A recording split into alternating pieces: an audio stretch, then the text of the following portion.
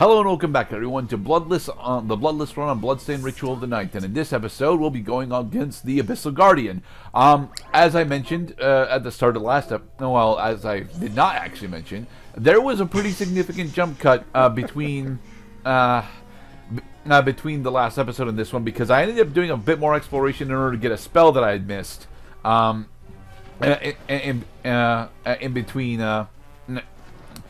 between takes. So yeah, we now actually have the Umbrella Toss spell, which is this one. Umbrella Toss is honestly one of the better spells that one of the better offensive spells that Bloodless gets access to, specifically because it can hit enemies multiple times for relatively high amounts of damage. The issue that Umbrella Toss has is that it's actually really mana intensive. But look at how fast we killed that Abyssal Guardian. Jesus Christ. Yeah, get Umbrella Toss. It is honestly one of her more consistent damage options. You're supposed to have Umbrella Toss before you actually do Velic, and I usually do, but I missed it this time, so I had to go back and do a little bit more exploration in. I think. No. It's the Umbrella Toss spell specifically is either in Upper Danchet or Lower Liver Ex Machina. Yeah, no, it's an Upper Liver Ex Machina, and I forgot to actually show it off. I am sorry about that, but yeah, we have it now. That's the important thing. It's nice to have options. Well, now we have two different projectile, blood, parasol related attacks. Oh no, we have at least three. We have Scarlet Thrust, we have Scarlet Cyclone, and we also have Umbrella Toss. Umbrella Toss, I don't think actually spreads blood around, to be perfectly honest. Is that a disadvantage? Not really. I mean, it does mean that it doesn't actually fuel itself with Bloodsteel, but Bloodsteel doesn't honestly Bloodsteel doesn't have all that high a payout. So This is a game that gets you used to the idea that your mana is regenerating per second. It's nice to have an ability that accelerates that rate of regeneration.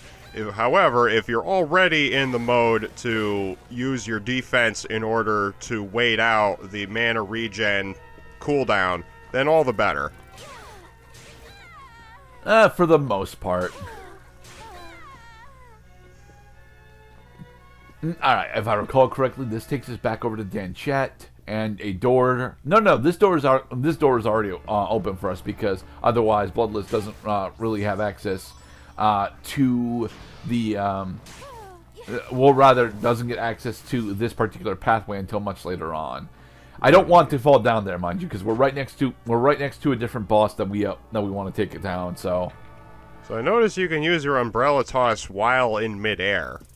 Oh yeah, that's honestly one of the better things about Umbrella Toss is the fact that it's a much faster spell than a majority of the rest of our kit. Scarlet Thrust you have to be on the ground for, specifically because of its charge variant, but we won't be getting its charge variant until the very end of the game. So we will be getting the charge variant, even though I absolutely hate that fucking fight. We will be getting the charge variant. It's just I won't be using it that much.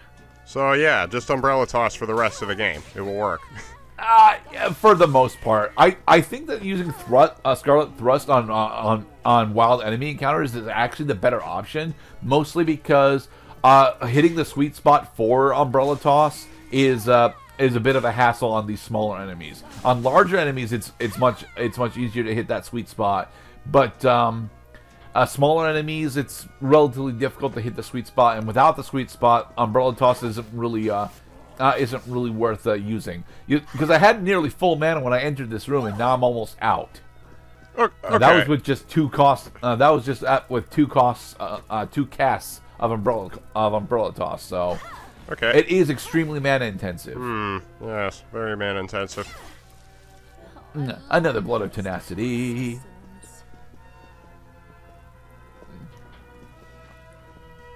Alright. Doing more exploration of shit. It's Whole Termination. Yeah, that's what this area is called. The Terminators. Not of the Terminators, although, on hard mode, Gebel definitely counts as a Terminator. No, we also only have about 40% of the map explored. I guess that would... Sorry. I was about to make a joke, but then I lost the context. Ah. Alright, so every character wants to blow up this staircase because there's at least a thing down here for them to pick up. For Bloodless, it's just a mana pot. Just a mana pot. Well, yeah, because now that I have over 200 mana, and I've got both instances, 2 of the 3 instances, or 2 of the 2 instances of the Arcane Blood, I don't really need max mana anymore. I just need to, manage my minimum mana decently well. So, I mean, mind you, this is probably a question I asked as early as the Miriam run for Rocket Rabbit Commentaries playthrough. Does your max, do you regenerate mana as a percentage of your total mana, or does it regenerate only per unit per second? It's technically per unit per second, but the equation that it's actually using is mana per 5 seconds. Per 5 seconds. So in 5 seconds you regenerate. It doesn't. There's not a tick every 5 seconds for the record. It does tick up gradual. The tick itself, I want to say, is. It really does depend on. It really does depend, because I know for a fact that the tick is not per 5 seconds, but I don't know what the tick is per tick. I think it's technically 1 tick per second. It's a little faster than that.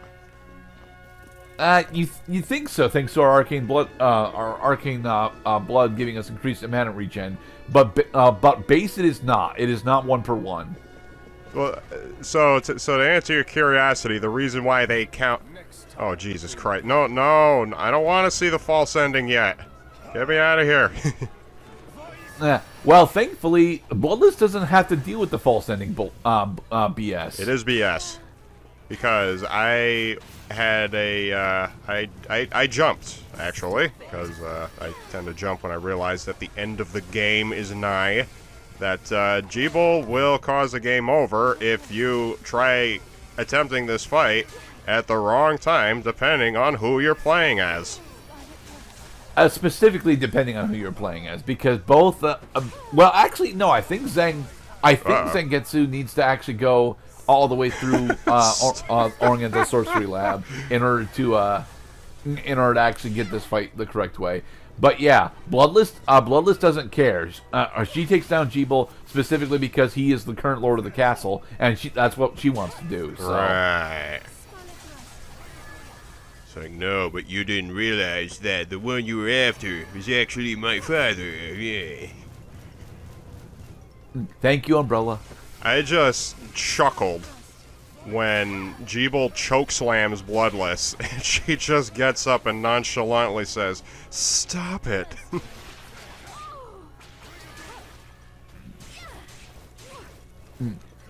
Come forth. Hey, Hellhound. You missed. Yeah, Hellhound only actually hits like the middle 2/3 of the room. So if you're on the far left or right edges, Hellhound isn't honestly all that scary. Mind you, it is still just factually one of Miriam's best spells. So I really enjoy using Hellhound. My problem with the Hellhound spell is that it costs 200 fucking mana, so it's not one that I can actually use casually. Yeah. And so we have bested Gebel. Yay! All right, delicious. now we have to move on in order to well, now that Gebel's down, the best thing for us to do is honestly to go take down Alfred, which means we got to go through the Forbidden Underground Waterway, and we also have to go and get a Water Demon's Blood. Be warned, if you are playing Bloodless the first time, the next part specifically is the one that you're looking for, because the Water Demon's Blood is absolutely required for her to actually finish the game, for one. But we also are going to go into the Millionaire's Room. Yay. See, look at that. It's 19 damage every half second. It honestly is a decent amount of damage, but it's not decent enough.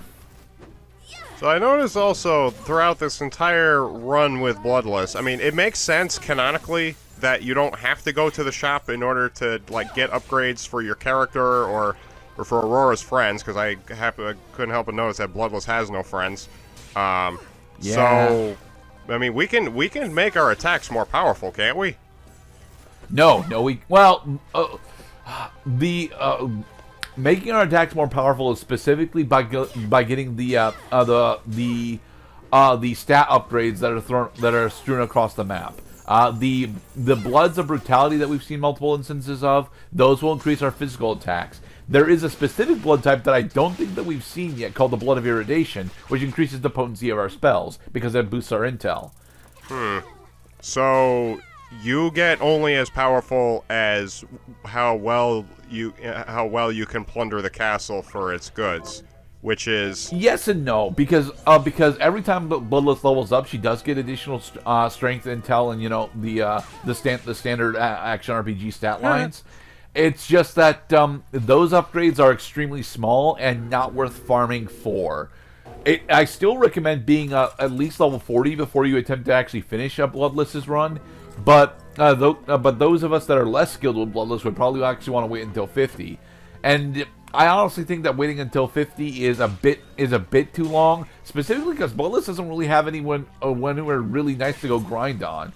Like, her best enemy to grind on is probably honestly Revenant, who we are going to be taking on right now. The first rule of grinding is when there's a will, there's a way. Hey, Simon. Oh, this fucking guy. Yeah, this guy can eat dicks, can't he? Because he has been a pain in the balls every time we fought this guy. And then this fight, you'll get to see how much of a joke that Bloodless makes this, because he is heavily susceptible to stun lock. Right. And because you can knock him away, and he deals most of his damage by getting close to. Oh, Jesus Christ! Yeah, this is. This is how I wanted the Zang 1 fight to go, for the record, but I was unable to actually lock him into the wall. Wait, hang on. Wait, hold on. Give me a second. Just interrupt him whenever he looks like he's about to move or attack, and you're fine. And this is why I say that Revenant is one of the best enemies for Bloodless to farm on, because, yeah, she can permanently stun lock him into this fucking wall. You've had this coming, you bitch! Yeah, eat shit, Revenant. You've caused us enough suffering through these playthroughs. We've had more game overs on Revenant than any other boss in the game, as I recall. I'm not entirely sure, honestly. I mean, at least when it comes to on-screen game overs, maybe, but off-screen game overs, I'm pretty sure that's BS.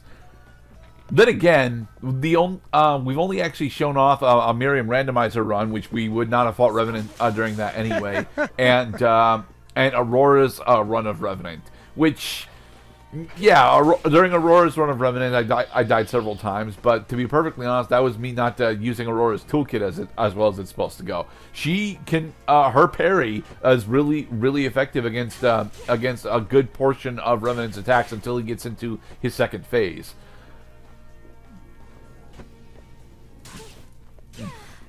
Ghost. Alright, so from here, now that Revenant is down, we have to go into the Forbidden Underground Waterway. You can tell that I don't want to go into the Forbidden Underground Waterway, because the area immediately after the Forbidden Underground Waterway is the Hidden Desert, and I always do very poorly in Hidden Desert.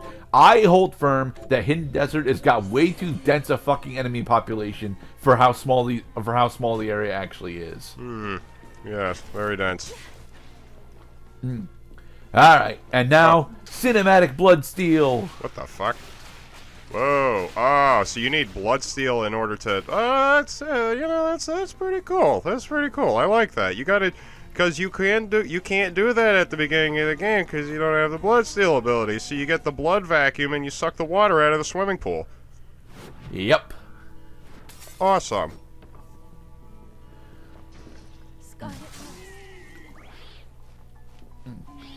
Alright. I dislike going through Forbidden Underground Waterway mainly because it's so motherfucking big. Bloodless has to go through the Forbidden Underground Waterway in a very specific method in order to actually clear it. Also, the fact that we didn't get our copy of Vocalor as a boss fight in this area really peeves me off. Instead, Vocalor was one of the bosses that they ended up scrapping really late into production because they were out of fucking time. And it bothers me that Vocalor never made it back in. I honestly think that Vocalor should have made it back in because this area is dying for a fucking boss fight. Well, this area right here? Yeah. And then, not this room specifically, but this macro area in general. The Forbidden Underground Waterway is absolutely massive. It eats up nearly a third of the fucking map, and it's all in the basement. And like, there's no real payoff for this. Yes, the Forbidden Underground Waterway connects almost the entirety of the castle through the cavern system, but like it doesn't feel all that impactful because there's nothing actually down here aside from a boatload of treasure as Miriam, and for everyone else, passageways into the rest of the castle. This area feels like it's missing something. WatchesWatchMojo.com. Yep, this game is on the list of games that are definitely missing something. Stop it, Scarlet. Shovel armor. I still think that for some reason that I've actually got the enhanced version of Bloodsteel, but I do not. And in the next episode, yay, we got our first blood of irradiation. We continue on to the Forbidden Underground Waterway. Be safe, everybody.